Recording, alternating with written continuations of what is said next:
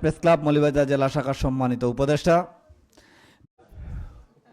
এই মুহূর্তে আপনাদের সামনে বক্তব্য নিয়ে আসবেন, প্রধান আলোচকের বক্তব্য নিয়ে আসবেন বাংলাদেশ প্রেস ক্লাব মৌলভীবাজার জেলা শাখার সম্মানিত উপদেষ্টা, বিশিষ্ট লেখক ও গবেষক ডক্টর অ্যাডভোকেট আবু তাহের মহোদয়কে প্রধান আলোচকের বক্তব্য নিয়ে আসার জন্য অনুরোধ জানাচ্ছি।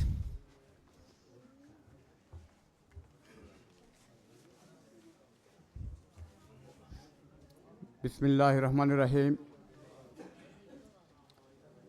বাংলাদেশ প্রেস ক্লাব মৌলভীবাজার জেলা শাখা কর্তৃক আয়োজিত আজকের বার্ষিক সাধারণ সভার সম্মানিত সভাপতি, প্রিয় সভাপতি জনাব রুমান আহমদ উদ্বোধক হিসাবে উপস্থিত আছেন এবং শুরুতেই অত্যন্ত সুন্দর বক্তব্য রেখেছেন। টেকনাফ থেকে তেঁতুলিয়া সারা বাংলাদেশে জেলা থেকে উপজেলা পর্যায়ে প্রায় সকল উপজেলায় এই সংগঠনকে যিনি প্রতিষ্ঠা করেছেন সেই সাংবাদিক ফরিদ খান আজকের এই অনুষ্ঠানের উদ্বোধক। এখানে উপস্থিত আছেন মৌলভীবাজারের পুলিশ সুপার সাহেব, প্রধান অতিথি থাকার কথা ছিল, ওনার পক্ষে আমি ওনাকেই প্রধান অতিথি বলবো, আমাদের সম্মানিত সুদর্শন কুমার রায়। উনি আসলে দেখতে যেমন সুদর্শন, ওনার কর্মশক্তি বলে যতদূর জানি, to the best of my knowledge, উনি কর্মশক্তির বলেও তিনি একজন সুদর্শন মানুষ। এখানে উপস্থিত বিএনপি সিনিয়র নেতৃবৃন্দ ছিলেন এবং আরও অনেক নেতৃবৃন্দ আছেন। একটু আগেও এক নেতা অত্যন্ত সুন্দর বক্তব্য রেখেছেন। বিশেষ করে আমাদের পার্শ্ববর্তী জেলা হবিগঞ্জ থেকে বাংলাদেশ প্রেস ক্লাব হবিগঞ্জের সম্মানিত সভাপতি এবং সম্মানিত সাধারণ সম্পাদক, নাম নেব না এই কারণে কথাগুলো আমাকে কিছু কথা গুছিয়ে বলতে হবে, আমি সবার নাম নিচ্ছি না, আমাকে মাফ করবেন।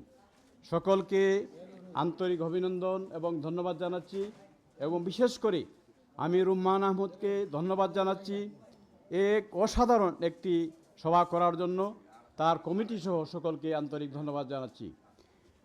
এখানে সকল উপজেলা থেকে আমার প্রিয় সাংবাদিক বন্ধুরা এসেছেন। আপনারা জানেন, সবাই জানেন, বাংলাদেশ তিনটি স্তম্ভের দ্বারা পরিচালিত। কোন তিনটি স্তম্ভ? আইনসভা, নির্বাহী বিভাগ, বিচার বিভাগ, এবং এর পরেই চতুর্থ স্তম্ভ হিসাবে সাংবাদিকতা, গণমাধ্যম, পত্রিকা, এগুলোকে বলা হয়। সুতরাং আপনারা অনেক কৃতিত্বের দাবিদার। তো আপনাদের সম্মুখে, অথবা আমরা যারা সাংবাদিক, আমিও একটি পত্রিকার নির্বাহী সম্পাদক, জাতীয় পত্রিকার, আমরা যারা সাংবাদিকতা করি, আমাদের সম্মুখে দুটি পথ খোলা রয়েছে। দুইভাবে সাংবাদিকতা করা যায়।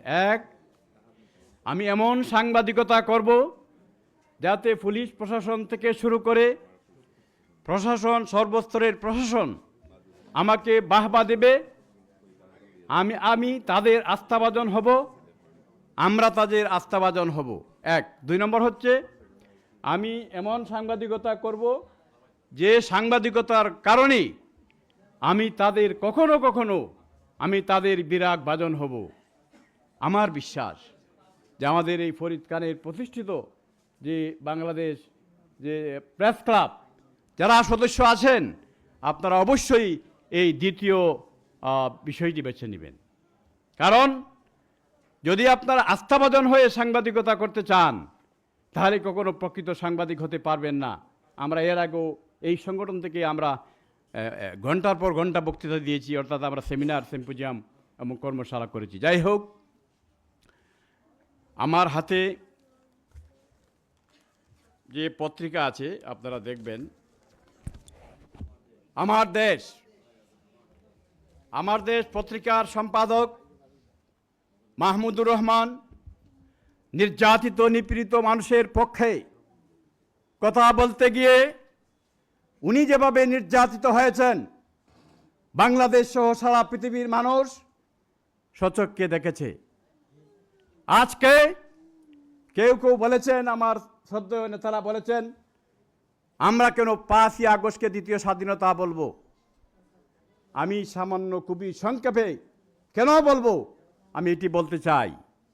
1971 সালের মহান মুক্তিযুদ্ধে আমরা যে স্বাধীনতা অর্জন করেছিলাম সেটি ছিল সামরিক স্বাধীনতা। সামরিক স্বাধীনতার পরে আরও কিছু স্বাধীনতা থেকে যায়। সেই স্বাধীনতা হচ্ছে কি? অর্থনৈতিক স্বাধীনতা, সামাজিক স্বাধীনতা, সাংস্কৃতিক স্বাধীনতা। 5 তারিখে এই স্বাধীনতা আমরা অর্জন করেছি। এজন্য বৈষম্য বিরোধী ছাত্র আন্দোলনের নেতৃবৃন্দ এখানে যারা উপস্থিত আছেন এবং যারা উপস্থিত নাই সকলকে আমার ব্যক্তিগত পক্ষ থেকে আন্তরিক শ্রদ্ধা নিবেদন করছি। এবং এই আন্দোলনে যারা মৃত্যুবরণ করেছেন, শহীদ হয়েছেন, তাদের রুহের মাগফিরাত কামনা করছি। সম্মানিত সাথী ও বন্ধুগণ, আমরা জনকল্যাণে সাংবাদিকতা করব এবং আমরা যদি কখনো কখনো আজকের একটি পত্রিকায় দেখেন যে আজকে প্রথম পত্রিকাটা বের হয়েছে বর্তমান সরকারকে, এজন্য আমি ধন্যবাদ জানাই। আমার দেশ পত্রিকা বর্তমান সরকার ডিক্লারেশন দিয়েছেন, সেজন্য এই পত্রিকাটি বের হয়েছে। সেখানে বলা হয়েছে দিল্লিকে ঢাকা অ্যাটাক করতে বলেছিলেন শেখ হাসিনা, অর্থাৎ স্বৈরাচারী শেখ হাসিনা 5 তারিখে দিল্লিকে ফোন করে বলেছিলেন বাংলাদেশকে যেন অ্যাটাক করা হয়।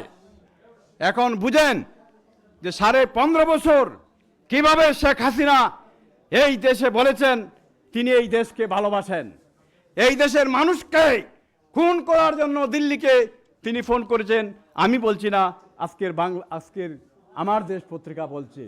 সুতরাং আমরা 5 তারিখে বৈষম্য বিরোধী ছাত্র আন্দোলনের নেতৃত্বে যে স্বাধীনতা অর্জন করেছি সেই স্বাধীনতাকে রক্ষা করতে হবে। সেই স্বাধীনতাকে রক্ষা করতে হলে কি করতে হবে? একটি মানবিক বাংলাদেশ বিনির্মাণে আমাদেরকে কাজ করতে হবে। একটি মানবিক পুলিশ যাতে আমাদের মধ্যে গড়ে ওঠে তাদের জন্য কাজ করতে হবে।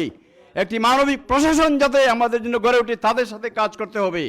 এবং তারা যদি না করেন তাহলে আপনাদের কলম, আপনাদের সাংবাদিকতা গর্জে উঠতে হবে, তাদের বিরুদ্ধে আপনাদেরকে লিখতে হবে। কারণ তারাও মনে করেন যদি সঠিক সাংবাদিকতা করা হয় তাহলে কিন্তু ওনাদের জন্য ভালো, দেশের জন্য ভালো। অর্থাৎ দারিদ্র বিমোচনেও সাংবাদিকতা কাজ করতে পারে। এই যে আমরা আগেও বলেছি, এটা নোবেল বিজয়ী অমর্ত্য সেন বলেছিলেন যে দারিদ্র বিমোচনে সাংবাদিকতা কাজ করতে পারে। কেন আমি ব্যাখ্যা করতে পারবো না, আমরা আগে করেছি, আবার করব যখন তারা এই কী করবে, কর্মশালা করবে। সুতরাং সাংবাদিকতা কিন্তু অনেক বড় জিনিস। এটি যদি কেউ কোনো প্রশাসন মনে করে তার বিরুদ্ধে, নট দ্যাট, পক্ষে, অর্থাৎ একটি দেশ কিভাবে চলে সাংবাদিকরাই সেটা বুঝিয়ে দিবেন। অর্থাৎ সব সময় তারা নেগেটিভ সব সংবাদ প্রচার করবেন সেটি কিন্তু নয়। অনেক পজিটিভ কথা আছে প্রশাসনের, সেই কথাগুলো কিন্তু আপনারা লিখেন এবং অবশ্যই লিখবেন। যাই হোক, আমার অনেক কথা বলার ছিল এবং আমি বলেছিলাম রহমানকে আমি অসুস্থ, আমার মাথায় একটি অপারেশন হতে, যারা ফেসবুকের সাথে আছে তারা জানেন। তো আমি আসলে এত সময় বসতে চাইছিলাম না, অনেক অসুবিধা হচ্ছিল, কিন্তু ওনারা আমাকে বলতেছেন আপনাকে পড়েই দিতে হবে। এবং আমার বন্ধুবান্ধব যারা আশেপাশে ছিলেন ওনারাও বলতেছেন যেন আপনাকে পড়ে বলতে হবে। যাই হোক, ওনাদের কথা আমি রেখেছি। আপনাদেরকে শুভেচ্ছা জানাচ্ছি এবং আপনারা সাংবাদিকতা সাহসের সাথে করবেন। এবং যেহেতু আপনাদের সংগঠন আছে, সংগঠন হচ্ছে একটা শক্তি, সেই শক্তির পিছনে আপনারা থাকবেন। যখন আপনারা কোনো বিপদের সম্মুখীন হন, আপনাদের সংগঠনের যারা নেতৃবৃন্দ আছেন, সভাপতি, সম্পাদক আছেন, তাদের সাথে কথা বলবেন। আমরা যারা উপদেষ্টা মণ্ডলী আছি, আমাদের সাথে আপনারা যোগাযোগ করবেন। ইনশাআল্লাহ বর্তমান যেহেতু বাংলাদেশ একটা নতুন বাংলাদেশ হয়েছে, একটা প্রশান্তির বাংলাদেশ হয়েছে, একটা মানবিক বাংলাদেশ হওয়ার পথে আছে। সুতরাং আগামীতে যে সরকার হবে অবশ্যই সেই নির্বাচিত সরকারও সেরকমই আমাদের সংবাদপত্রের উপর কোনো আঘাত করবে না, সেই বিশ্বাস আমরা রাখতে পারি। আমি আবারও সকলকে আন্তরিক ধন্যবাদ এবং শুভেচ্ছা জানিয়ে আমি আমার বক্তব্য শেষ করছি। ধন্যবাদ সকলকে। বাংলাদেশ জিন্দাবাদ।